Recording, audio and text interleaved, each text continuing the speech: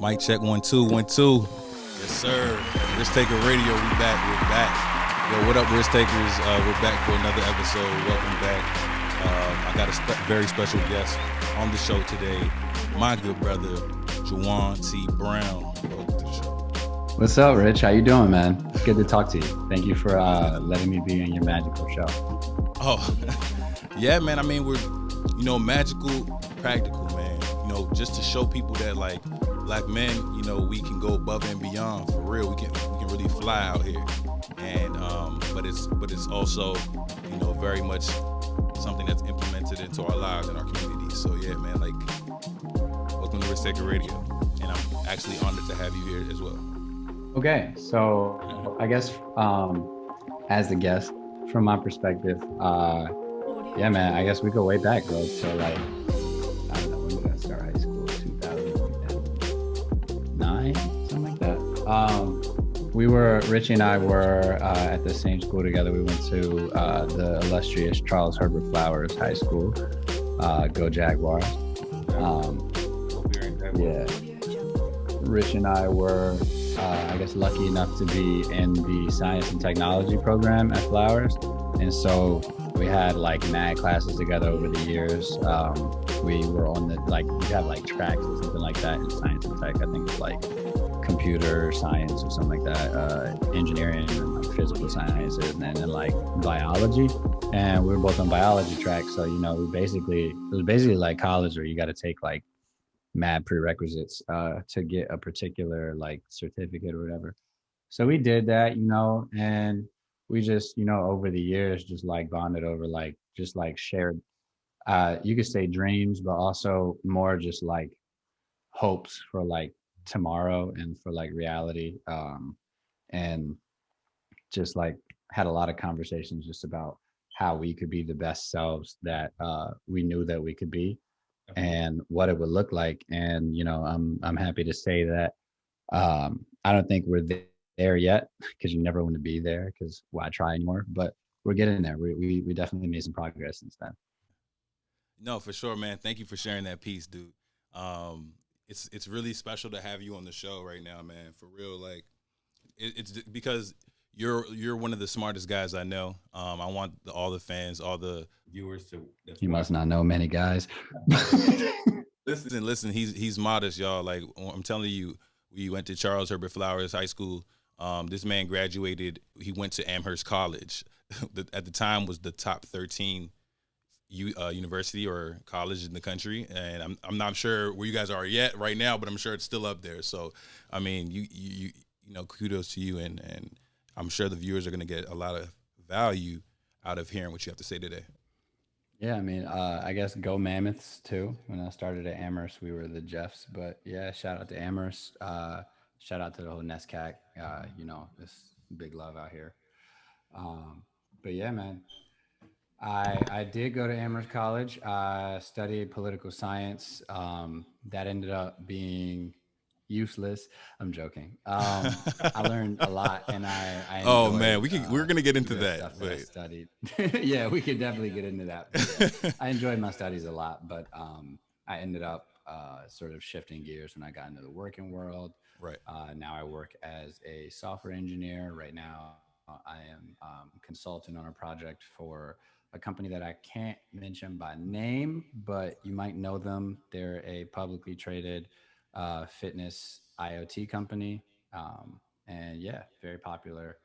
And I work on their app, which is not as exciting as anything else we're going to talk about tonight. I do other stuff too, but cool. Working in big tech, and just making it happen. That's excellent, bro. And I just wanted to take some time to like just highlight what this brother just shared with everyone, and I'm just happy. That's why I want people like Jawaun, men, women from the community, from the culture, that are making active strides in industries, you know what I mean, and gaining skill sets that they can make money with, whether they're at that job or pursuing something for themselves. The power of learning, continuous learning, networking. That's what this is about, right? So the biology track. I don't know if she will watch this, but shout out Melody Hobbs in the area. shout out to her, somebody we want on our side. So as far as being an African American male, specifically Cuban descent as well, I mean, we came up in Prince George's County, the predominantly affluent, majority black county in the country. Like we have five out of 10 of the most affluent black communities were in PG. So shout out to PG County. Shout out to my poorer pocket of PG County, Seat Pleasant. Always show love, never forget where you came from. And I guess shout out to KD too, because Yeah, for sure. Even though he out Brooklyn, even though he been out LKC, even though he been out Golden State, been all over the country, but still big love, man. So shout out to KD. What would you say is the most important thing that the next generation of young men, black men, need to embrace in their lives in order to uplift our community? What is your take on that? Yo, that's crazy. So wow, that's a heavy question. Let me see. Let me just dial up Barack Obese right quick. See what. Nah, but for real, I think that there's a couple of things, right? First, let me start off by saying that I think that being true to yourself is one of the most important things that you can do in life, no matter what you're doing at all. And that doesn't mean, being unwilling to change, being unwilling to grow, whatever. Like sometimes people want you to be, people say like, that's not you, or like you're not being yourself or whatever, but like no one has the right to dictate who you are, but it is your job to sort of define that and maintain and grow that as you see fit. And in that sense, the first thing I would say is just like understanding what that means, what it means to be true to yourself, what it means to be yourself. And in that sense, not be other people. You're never going to get anywhere other than where you already are, or with the people you already are with, if you're not willing to be different. And Absolutely. So, that willingness to like embrace yourself and be different is one of the first things I say. Being yourself is number one. Number two is, just like curiosity, like, and never losing that curiosity about the world. Number three, I would say is sacrifice. And that doesn't have to mean like the horrible thing that everybody thinks it means. It's just as simple as, Rich, you're an economist, you know all about opportunity costs. Yeah, man. The idea that you have opportunity A and opportunity B. You can buy some apples, you can buy some oranges, but if you spend the money on the apples, you can't get the oranges. A lot of the time, so it's like you're foregoing everything else that you could get with that same amount of money, right? Every other exactly good. So, and I think in life, over the course of your life, what is more important than like monetary opportunity costs or monetary sacrifice is thinking about your time, because that's something that you're never going to get back. And so you really want to be careful about what you spend your time on and what you allow yourself to be preoccupied by, because that's going to come to define you one day. So yeah, and then the last two are just I think I already said curiosity, being true to yourself, sacrifice. And the last thing I would say is just like creativity, like I already said, you don't get anywhere different by being the same as everyone else. If you want to take it to new heights, if you want to take things to a different place, then you got to be willing to experiment, try, fail, risk. Just, like mess around until you figure out what's going well. We honestly, we were dealing with some technical difficulties before this call and had to get creative. So, like it never goes away. Exactly. You need that. I think this list, this kind of list just goes on for on and on, right? Like there's so many things that could be added here, but like you said, like definitely to highlight planning. It's part of being an adult. We can't just sit here and buy into Disney dreams, man. It's not just you believe the fairy tale and you're expecting we have the entitlement to wake up to it the next day or something. Some people work really, really hard, and that's something else that I wanted to emphasize here, because it wasn't just easy for you. Like we just said, Amherst College. It wasn't easy for you to get in there, man. You have to be an extraordinary human being. You know what I mean? And that's something that like Unless you're rich. I'm joking. Like, There's some extraordinary people across classes, but it is definitely easier to get into good schools if you have money. Don't doubt that. So you're already playing. You're already playing the game that you're set up to lose. So I guess that just furthers his point. But whatever.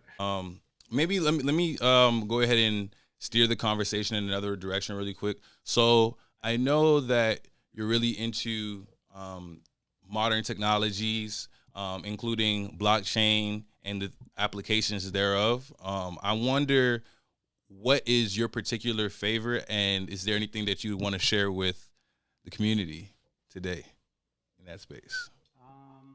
Yeah, so a lot of people obviously have heard of like Bitcoin and Ethereum or whatever. I don't think you can go wrong in any investment. Every investment involves some amount of risk. As we were just talking about opportunity cost. So I'm not your financial advisor. I don't have a Series 67, a Series 6, whatever the hell you need. But I would say, you know, like just in terms of diversifying your portfolio, if you don't have any savings, don't buy any crypto. Don't be looking like a fool when on a rainy day because you took my advice. But like, build up some cash, buy some stocks, and then maybe I don't know nobody's grandfather. But yeah, if you're invested in the crypto space already, I would definitely keep an eye on. I think Rails is one that's really big. I was talking to some of a group of just mostly African American people that we just sort of talk about different cryptocurrencies, different people working business and fashion or whatever. We just sort of keep touch. Matic, Rails, Rune, and Ethereum. Really, if you don't want to really think about it, I would just buy some Ethereum and just sit on it. What is it about Rails that made you really want to get invested into it? Because I know some people invest in like Dogecoin or other meme coins out of the hype, but you know, some like you said, opportunity cost and risk tolerance. You know, some crypto have applications that make them less volatile than other meme coins and things of that nature. So what is it about that particular coin that you really liked? And we can get into Ethereum. So Rail is short for Railgun, and it's sort of like a privacy project on the Ethereum blockchain to try and basically, you know, like crypto right now, a lot of it is happening on Ethereum and everything is sort of like open. And it's not anonymous, it's pseudonymous is the word. So like when you have like a pseudonym, so like if I know that your wallet is like 0x555 or whatever, like I know whatever transactions you're making. And so Railgun is like trying to like create a set of protocols that enables privacy to be really realized on the blockchain, which would be huge if they're successful. For sure. A lot of investing in crypto is like, it's sort of like venture capital where like you're putting money in and assuming that a lot of these projects are going to fail. But if you get the right one right and your capital allocation is set up well, I guess, one thing going really well can pay for all your mistakes.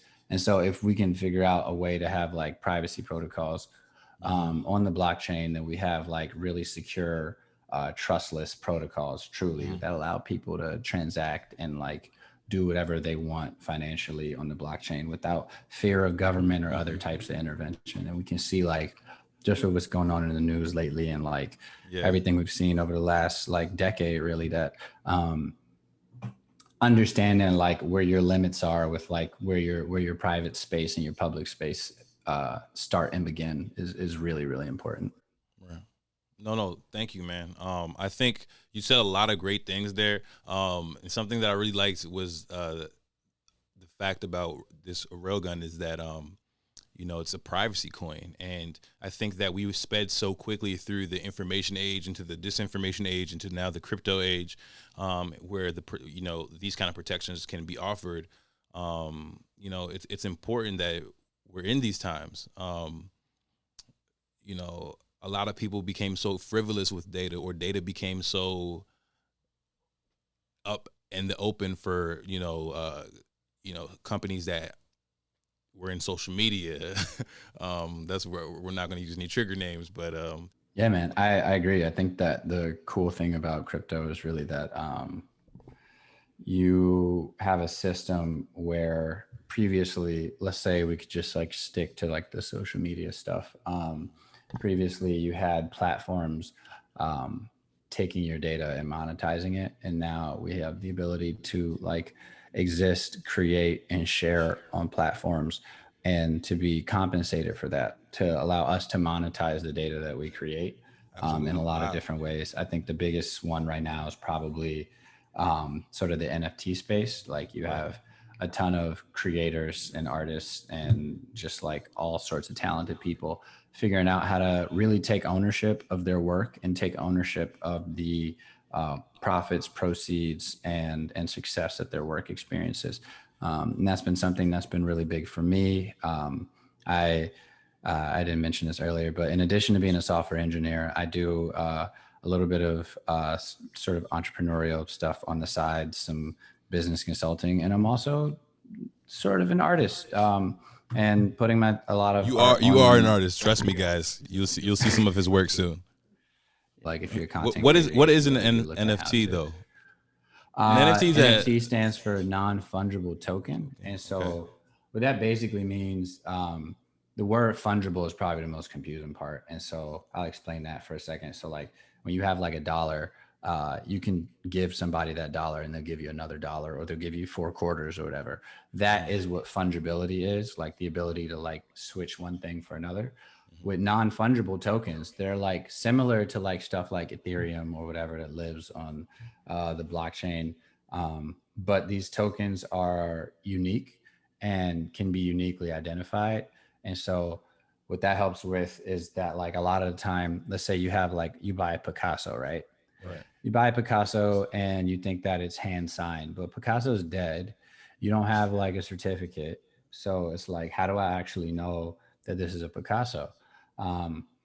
This is going to be corny as hell, but like if Picasso had put his work on the blockchain, like as an NFT, then like you'd have indisputable provenance. Provenance is like where something comes from. So it's like it establishes genesis and origin and ownership, and exactly that's really dope, you know, in a digital way. So you know, I think you know, like Jawaun was leading into, art is one of the main ways that people have broken into this space. But you know me, I'm on the side of the fintech world that I'm on.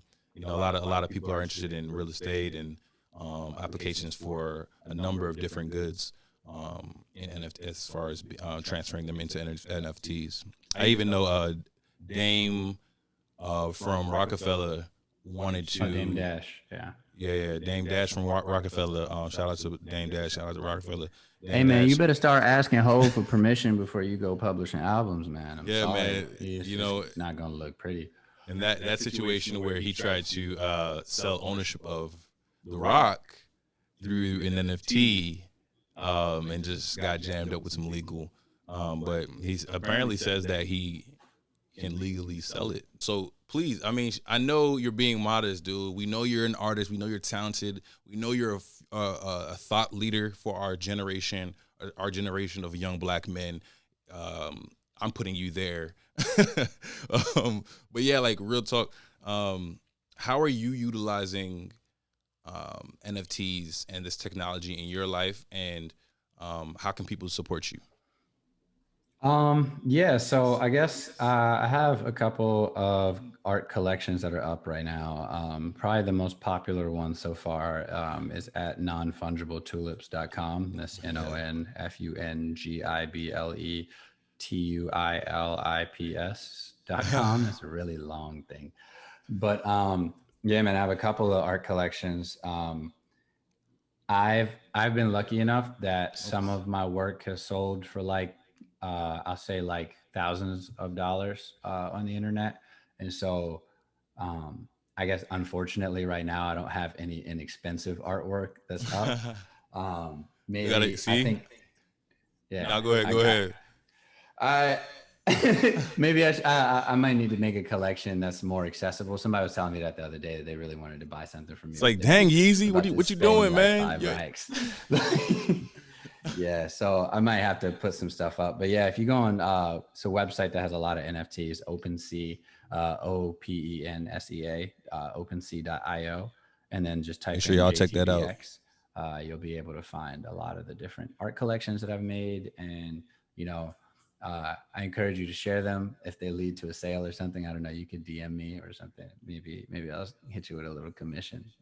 Yeah, yeah. But yeah, Non-fungible tulips, man. That's a fire idea. What inspired that art wise, and how does it?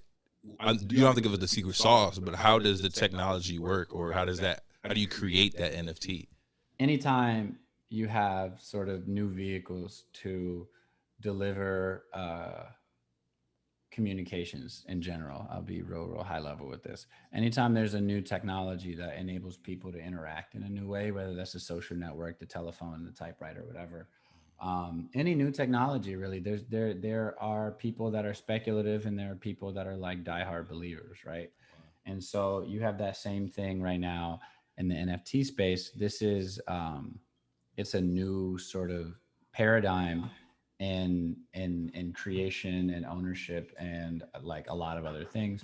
And so the question that I was really asking with this collection, I guess, is um, not so much of a question, but like the provocation I was trying to send is it was around the idea that like NFTs might just be some speculative movement or in like a bubble. You know, like people are familiar since 2008 with the idea of bubbles, and some people are like NFTs are just like another bubble. But there are other people that are like this is the next like huge thing in the art world. And as an artist, I feel like any medium that you use, it's important to explore the limitations of that medium Yeah. and explore like what you can do with it and how you can really like create, whether that's like sound or whether that's like you think about cubism. Like Picasso was sort of like the father of the cubist movement, which is Right. what his like sort of art style was called. A lot of that was exploring how flat the paper was on canvas and like removing from the art world sort of this from like impressionism, going a little niche right now, like this like lack of form and total abstraction, still being abstract but figuring out ways to show things from different perspectives to understand things in a different way, given the medium, the flatness of the paper. With NFTs we have a new sort of digital technology that allows us to interact with one another, have ownership, Right. but may very well be speculative, just like you know, like the housing bubble. And so non-fungible tulips was really inspired by me thinking like this is really funny. It's sort of like Dutch tulip mania, which was in like the I think late 16 early 1700s or something like that, where the Dutch were like in the Netherlands were like the first people to have a stock market where everybody could use. And so there was a lot of people, wealthy and like burgeoning middle class people that Right. ended up at some point like tulips got really popular, and were basically like worth like whatever, like their weight in gold almost, you know. And so people were buying and selling these tulips, and like Tulips. the prices went from like, you know, just like I don't know what regular flower prices Yeah. were in like the Right. 1600s, but they were from like the regular stuff to like you could literally like spend the equivalent of like $600,000 or something on like Wow. On one some like tulips. tulip bulb. Wow. And eventually that bubble popped because, as all bubbles do, like, you know, Yeah. constant growth is unsustainable. Right. You had to be more like a mosaic if you want to make something beautiful that keeps growing. Otherwise, it's just like a cancer. Wow. Like literally, And so, there is literally someone who has that as a quote. I believe I can't remember his name, but yeah, he said growth for the sake of growth is the ideology of a cancer cell. You know, yeah, and hell yeah.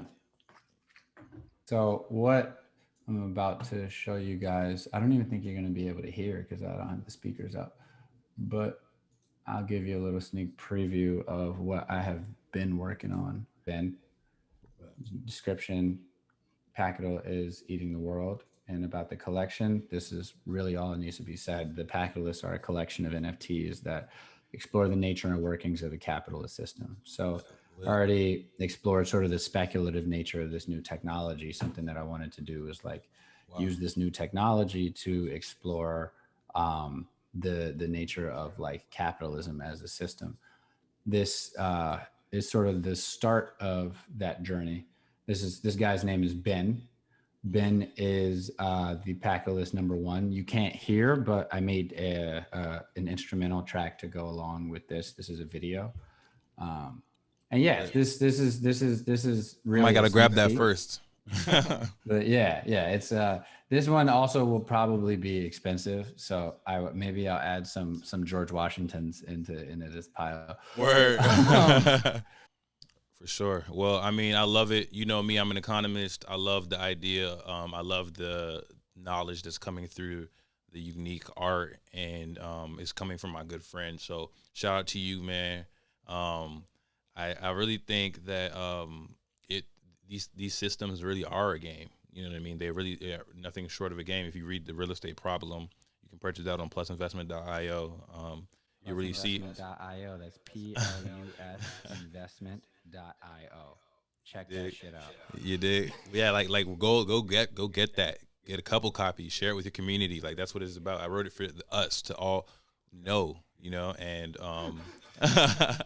like seriously, like and in there we talk about a lot of different schools of economic thought, including Georgism. Shout out to Henry George. You know that you guys know that's my favorite. So yeah, seriously. These are all games, starting with Monopoly, you know, and real estate, and you know we're coming. Plus Investment is coming, you know, as well. So you know, I love Risktaker Radio. I love that you were able to join us and educate us on what you're doing, and thank you, man. Yeah, man. Thank you for having me on. I just wanted to add on to that. Richie put a lot of work into the paper that you're going to find at Plus Investment. It's .io, right? Correct. Yeah. At plusinvestment.io. The Monopoly thing he mentioned, I think, was one of them, and the tip about Georgism, I think, were some of the most fascinating, like sort of original research that I wouldn't have found anywhere else. So I would really recommend you guys to just like give that a look. Even if you just like want to learn how like the housing market works or whatever, like there was a lot of shit that like I was like, oh, that's how that works. That's how the FHA came to be. Like, right. Okay, I didn't know where Fannie and Freddie came from. Oh, this is why like we have these things to encourage people to buy homes and make it affordable. Like, just like shout out to Richie. Like, I know this is his podcast, but like he put a lot of work into that research, and like it's taking that like an order of magnitude further and trying to like build on what he understood and what he's trying to like show you guys. We all blessed with gifts. Use yours to the best of your ability. It's just that simple, y'all. It's just that simple. So, man, Jawaun, I appreciate you jumping on. We're gonna go ahead and wrap this call today up, but I would love to have you on more calls, like you said, with the guys. Just talk about, you know, current events, things that's going on with ourselves, and how we can just be better as men in our community. Yeah, man. I am free enough of the time that I'd love to do that. So, you know, let me know. We can make it happen. And thank you for having me on. Like I said, plusinvestment.io. Seriously, like I don't have to plug Richie's thing 3 times. This is his podcast. He can plug it himself. But like, you're going to learn like a lot of things that you didn't know. I like to think that I like read a fair bit and like know a fair bit. I didn't know like 3/4 of the shit that was in that paper. Richie really did his thing with the research and is like taking it to like an entire other level that like y'all will see soon. But seriously, go get that knowledge. That really is helpful for the Black community understanding the set and the setting and the dynamics that have dictated and created like the conditions in the housing market today that have made it such that like Black Americans have so little wealth, and like so much of that is tied to how little home equity we actually own and how much property we have access to and ownership of. So I know we gotta go, but seriously, check out Richie's paper. It's pretty great. No, man, thanks, dude. Seriously. Yeah, you guys know, you heard the man. I told you he's the smartest guy I know. So listen to him and go on the website. both of ours. Okay, so we'll Please don't come to mind with less than 5 racks in cash. But you're gonna need that. You're really gonna need it, guys. So make sure you go there prepared. Don't break yourself. Don't break your heart. So, all right, so man, all right, thanks, Brody. We'll see you next time. Risktaker Radio. Peace out. take care, man.